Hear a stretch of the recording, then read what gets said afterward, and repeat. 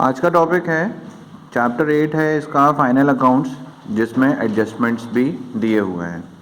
सबसे पहले final accounts हम देखते हैं कि फाइनल अकाउंट्स होता क्या क्या है। तो फाइनल अकाउंट में एक ट्रेडिंग अकाउंट होता है, दूसरा P&L अकाउंट होता है और तीसरा बैलेंस शीट होता है। And if it is comprises together it forms final accounts. अगर ये तीनों एक साथ होते हैं तो फाइनल अकाउंट बनाते हैं। अगर पेपर में बोला जाए ट्रेडिंग अकाउंट बनाना है तो सिर्फ ट्रेडिंग बनाओगे, अगर बोला गया है P&L बनाना है तो सिर्फ P&L बनाओगे, और अगर बैलेंस शीट बोली है तो सिर्फ बैलेंस शीट बनाओगे। लेकिन अगर क्वेश्चन में ये बोला गया है कि आपको फाइनल अकाउंट्स प्रिपेयर करना है, then you will have to prepare trading and P&L account combinely and after that balance sheet. Trading और P&L अकाउंट एक साथ बनते हैं। इसका फॉर्मेट भले ही यहाँ पर अलग है लेकिन ये सारे बनते एक साथ हैं। ट्रेडिंग अकाउंट क्या होता है? ट्रेडिंग अकाउंट में सारे फैक्ट्री एक्सपेंसेस आते हैं जिनको हम डायरेक्ट एक्सपेंसेस कहते हैं। जैसे ओपनिंग स्टॉक है, जितने भी फैक्ट्री में लगता है जो भी सामान किसी चीज़ को मैन्युफैक्चरिंग के लिए, वो सारा कुछ आपका ट्रेडिंग अकाउंट में आता है। ओपनिंग स्टॉक, आपके पास पहले से माल कितना है, आपने खरीदा कितना।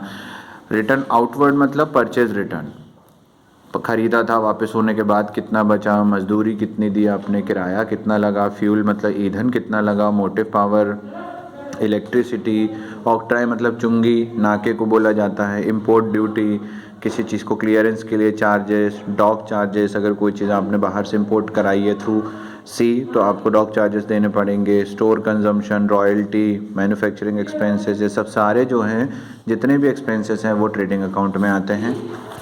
प्लस सेल्स, यहाँ पर ज़्यादा आइटम नहीं आता है। सेल्स माइनस सेल्स रिटर्न जो फाइनल आएगा, सेल्स रिटर्न को रिटर्न इनवर्ड्स कहते हैं, जो बचेगा वो सेल्स, क्लोजिंग स्टॉक, और इनको प्लस करके सारे माइनस करोगे तो जो आएगा वो ग्रॉस प्रॉफिट रहेगा अगर इस साइड टोटल कम आता है, और अगर इसके ऑपोजिट होता है तो ग्रॉस लॉस होगा। दोनों एक साथ नहीं आएंगे। अगर ग्रॉस प्रॉफिट आएगा then there will be no place for gross loss, और अगर ग्रॉस लॉस आएगा देन ग्रॉस प्रॉफिट नहीं आएगा। तो हमेशा ट्रेडिंग अकाउंट जो बनता है उससे सिर्फ और सिर्फ ग्रॉस प्रॉफिट निकाला जाता है, और फिर यही ग्रॉस प्रॉफिट P&L में आता है। यहाँ पर CD था तो ये यहाँ पर BD हो जाएगा।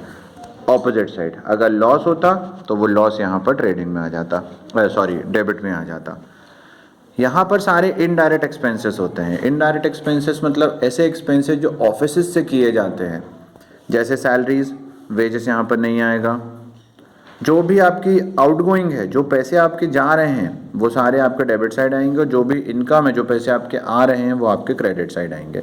जैसे सैलरी, आप सैलरी पे करोगे, पैसा जाएगा। इंटरेस्ट रिसीव, ब्याज रिसीव करोगे।